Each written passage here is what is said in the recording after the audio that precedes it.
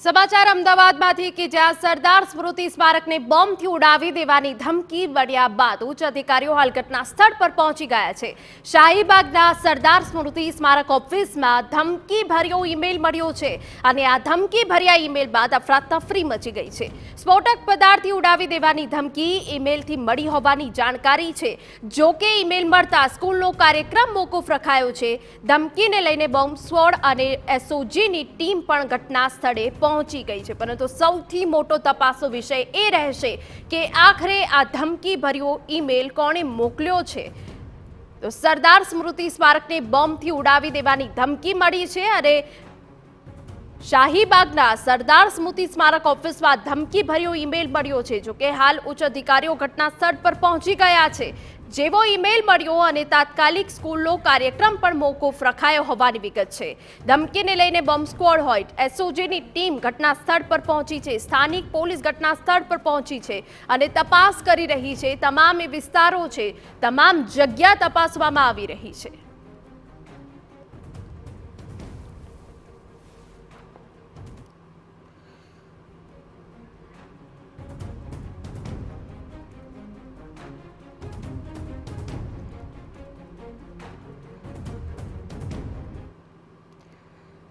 તો સ્કૂલનો કાર્યક્રમ પણ રદ કરી દેવામાં આવ્યો છે, ત્યારે અમારા સંવાદદાતા હરીન બાત્રાવાડિયા જોડાઈ ગયા છે, જે વધુ વિગત આપી રહ્યા છે। હરીન, હાલ શું હલચલ તમે ત્યાં જોઈ રહ્યા છો અને સૌથી મોટો તપાસનો વિષય એ રહેશે કે આખરે આ ધમકીભર્યો ઈમેલ કોણે મોકલ્યો?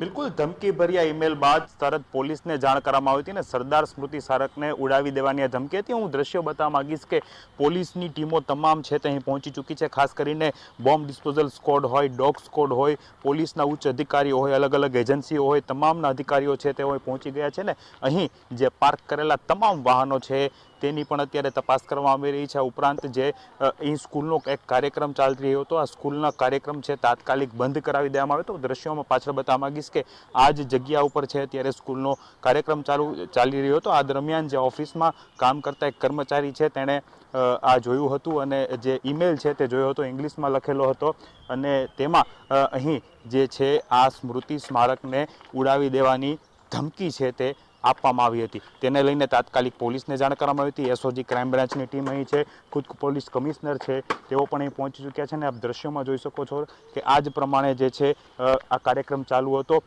તાત્કાલિક જે વિદ્યાર્થીઓ છે, બાળકોનો કાર્યક્રમ હતો, સ્કૂલનો કાર્યક્રમ હતો, તેને અહીંથી તાત્કાલિક ખસેડી દેવામાં આવ્યા હતા, બહાર મોકલી દેવામાં આવ્યા હતા અને ત્યારબાદ પોલીસની કામગીરી છે તે શરૂ કરવામાં આવી હતી। તમામ એજન્સીઓ છે અત્યારે અલગ અલગ જગ્યાઓ ઉપર તપાસ હાથ ધરી છે। આપ દ્રશ્યોમાં પણ જે રીતે જોઈ શકો છો કે પોલીસનો મોટો કાફલો છે અહીં પહોંચી ચૂક્યો છે। બોમ્બ ડિસ્પોઝલ સ્ક્વોડ હોય, ડોગ સ્ક્વોડ હોય, તમામ ઉચ્ચ અધિકારીઓ હોય તેઓ ખુદ અહીં પહોંચી અને તમામ તપાસ કરી રહ્યા છે, કેમ કે ઇંગ્લિશમાં આ ધમકીભર્યો મેલ છે તે મળ્યો હતો અને તેમાં જે છે આ જે સ્મૃતિ સ્મારક છે તેને બોમ્બથી ઉડાવી દેવાની ધમકી છે તે મળી હતી અને તેના જ પગલે જો કે પોલીસને જાણ કરવામાં આવી હતી। અહીં સતર્કતા પણ એ દાખવવામાં આવી છે કે તાત્કાલિક મેલ મળ્યા બાદ જે છે પોલીસને જાણ કરવામાં આવી હતી અને પોલીસ અહીં પહોંચી અને વધુ તપાસ છે તે હાથ ધરી હતી। પરંતુ અત્યારે જે રીતના આપ દ્રશ્યો પણ જોઈ શકો છો કે અલગ અલગ વાહનો છે તેના ચેકિંગ કરવામાં આવી રહ્યા છે।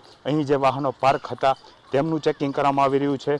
આ ઉપરાંત જે અન્ય જગ્યાઓ છે તેનું પણ ચેકિંગ કરવામાં આવી રહ્યું છે। પાર્કિંગમાં પણ જે વાહનો પડેલા છે તેની તપાસ હાથ ધરવામાં આવી છે અને અહીં તમામ કાર્યવાહીઓ છે આ જ રીતે થોડી વાર પહેલાં શરૂ કરવામાં આવી છે।